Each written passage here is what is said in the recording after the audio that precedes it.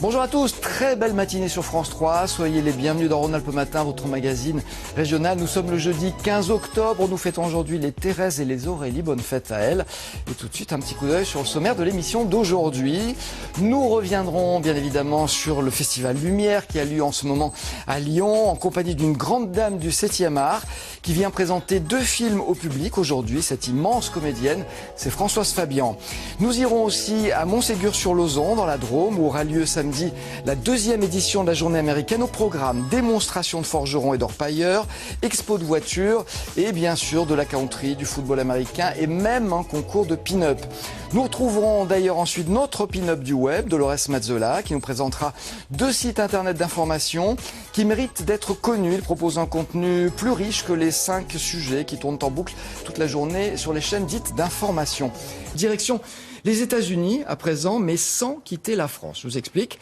En fait, je vous propose de nous rendre virtuellement à Montségur-sur-Lauzon. C'est dans la Drôme. Montségur qui se prépare en ce moment pour la 2e édition de sa journée américaine. Animation, exposition, démonstration sont au programme de la journée de samedi, pour s'imaginer au cœur du pays de l'oncle Sam, un voyage teinté de nostalgie que va nous présenter son organisateur. Il est avec nous. Bonjour Cédric Soulier. Bonjour Alain. Merci de nous avoir rejoints. Un mot d'abord quand même pour présenter ce village de 1200 âmes, je crois, à peu près, qui s'appelle donc Montségur-sur-Lauzon.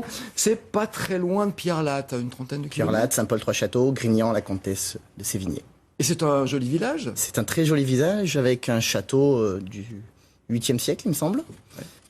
Du comté de Grignan également, et plein de petites chapelles et de bons parcours à faire également. Donc un village à visiter. Puis alors si vous aimez les États-Unis, vous avez 2 raisons de vous y rendre. Alors c'est que l'an dernier, vous avez organisé une première journée américaine. Je crois qu'elle a attiré à peu près 3000 visiteurs. Vous renouvelez l'expérience cette année.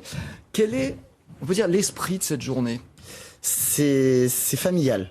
Donc on veut faire découvrir les motos, les voitures de collection. Et cette année, donc, on a voulu faire plutôt dans le côté vintage. Alors vintage, c'est-à-dire tout ce qui est ancien. Vous jouez sur la corde nostalgique. C'est un peu ça l'idée quand même. Tout à fait, avec un camp militaire, par exemple, des années 40, qui viendront avec 4 Jeeps américaines, 2 Dodge et un fameux GMC et plein d'accessoires d'époque. Matériel médical, tentes. Oui. Alors vous le dites vous-même dans votre communication, c'est le rêve américain. Donc quelque part, c'est une Amérique fantasmée, c'est une Amérique qui n'existe pas ou qui n'existe plus. C'est ça, une Amérique fantasmée avec les chercheurs d'or qu'on a tant vu dans les Far West, dans les BD, avec des forgerons également qui vont réaliser une calandre de voitures américaines en direct et en kilt. Alors, on est vraiment loin de l'Amérique des multinationales, de l'impérialisme américain, du cynisme du monde de la finance. C'est que ça, c'est une Amérique qui séduit un petit peu moins, quand même. Non, mais voilà, nous, on veut rester sur le rêve américain. Ouais. Donc, ce rêve, vous l'avez dit, il y a donc plein de choses à voir. Regardez, ça, c'était l'année dernière, on a des images, il y avait énormément de monde. Démonstration de forgerons, j'ai vu, avec les nains quilteux. Voilà, c'est qui, ça ? C'est un groupe de forgerons, de 4 forgerons de Pierrelatte, Pont-Saint-Esprit, Nîmes. Ils seront en kilt, normalement avec rien dessous, si la tradition est respectée. Voilà, c'est un détail qui peut intéresser certaines personnes, semble-t-il. Tout à fait. Des orpailleurs, donc vous l'avez dit, de vrais orpailleurs. Voilà, donc c'est une passion de 2 personnes, 2 frères qui seront présents du village et qui font ça depuis maintenant 5-6 ans. Pas dans le Lauson comme on n'en a pas de l'or. Mais oui, voilà, il faut savoir qu'il y a beaucoup de rivières françaises et même de fleuves, il y en a dans le Rhône, où on trouve de l'or. Voilà, là c'est en Ardèche et dans le Gard en l'occurrence. Et ils vont faire une démonstration et éventuellement une initiation si vous êtes intéressé pour chercher de l'or sur Lyon. Alors, vous l'avez dit tout à l'heure, une expo de voitures, la reconstitution d'un camp militaire des années 40, ça c'est l'Amérique qui sauve le monde. Des véhicules aussi. Ça a été simple à trouver ou pas les véhicules ? Alors les véhicules, on a contacté tous les groupes de motards, de collectionneurs. Ouais. Vu le succès de l'année dernière, l'ambiance qu'il y avait, ils ont prévu de revenir. Je sais qu'il y a un convoi qui est prévu au départ de Saint-Paul-Trois-Châteaux, donc à 10 km de Montségur, avec une 50aine de motos qui arriveront à 10h à Montségur. Oui. Reconstitution d'une scène de déminage aussi, et un simulateur de course, c'est quoi ça ? Donc simulateur sur vérin, avec donc sensation de Formule 1, rallye à 300 km/h, sur normalement un célèbre circuit américain.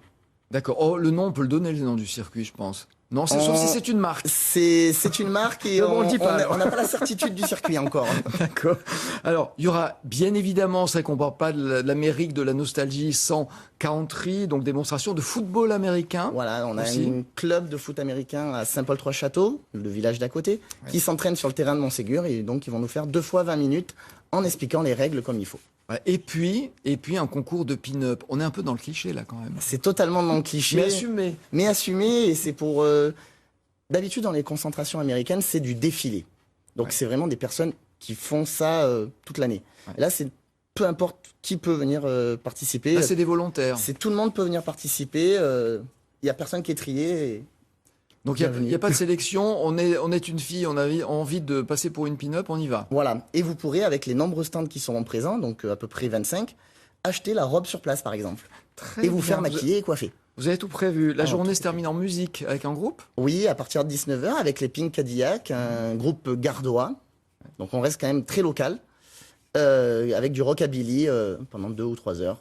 Alors pour organiser une telle fête, j'imagine qu'il faut des personnes qui partagent une même passion. Vous allez trouver facilement ? Alors c'est le comité des fêtes qu'on a relancé l'année dernière à peu près, après 15 années d'absence. C'est parti d'une idée du président qui fait des concentrations américaines très régulièrement. Et on était tous très emballés. Et vu le succès et l'ambiance familiale de l'année dernière, on a tous re-signé pour cette année. Même les commerçants du village... ils vont de leur train. Ils jouent le jeu. Ils jouent le jeu, ils ont décoré leur vitrine, on a décoré le centre du village. C'est vraiment Montségur, le 51e État des États-Unis. D'accord. Et pour préciser les choses, Montségur n'a rien à voir avec les États-Unis, ça vient de la passion. C'est la passion. De quelques personnes. Personnes, c'est vraiment la passion. On voulait une animation autre que la fête votive qu'on organise au mois de mai d'habitude. Et on est parti sur cette journée américaine. Bien, écoutez, on croise les doigts pour cette journée américaine. En plus, samedi, vous avez de la chance, normalement, il devrait faire beau.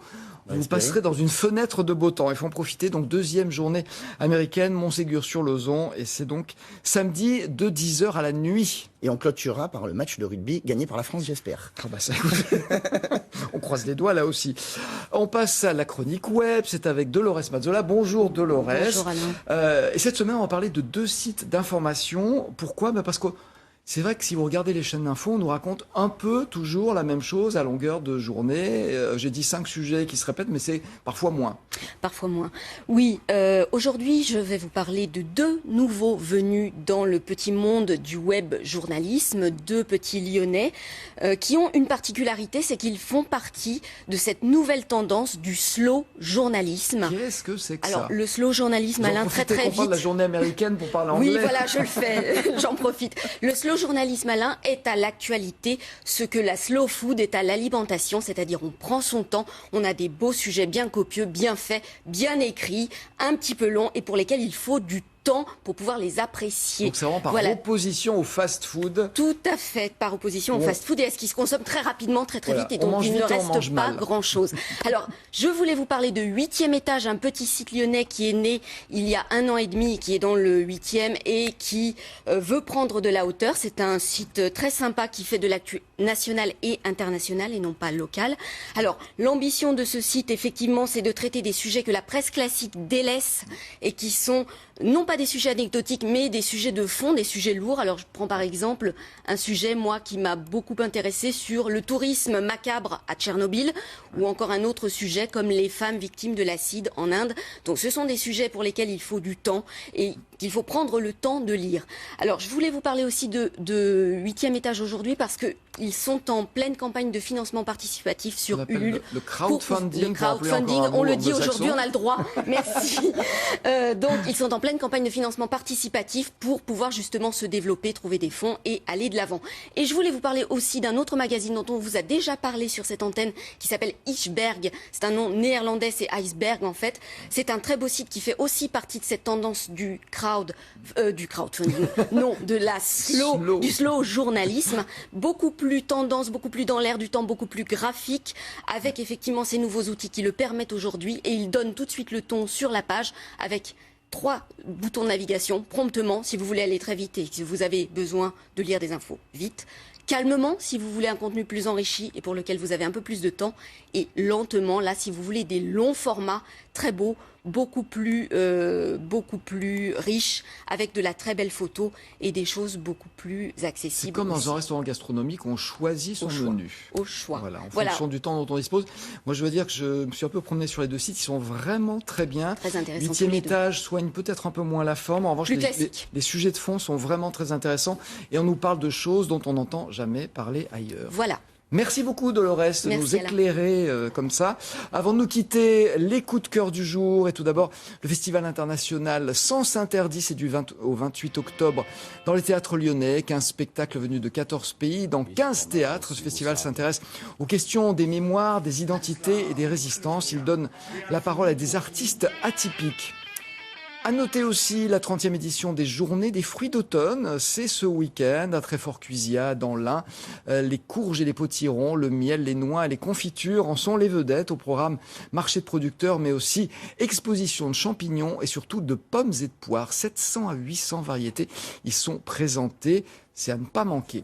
Voilà, c'est la fin de Rhône-Alpes Matin pour aujourd'hui. On se retrouve demain pour la dernière de la semaine, avant une pause de 2 semaines pour les vacances de la Toussaint. Passez une très bonne journée sur France 3.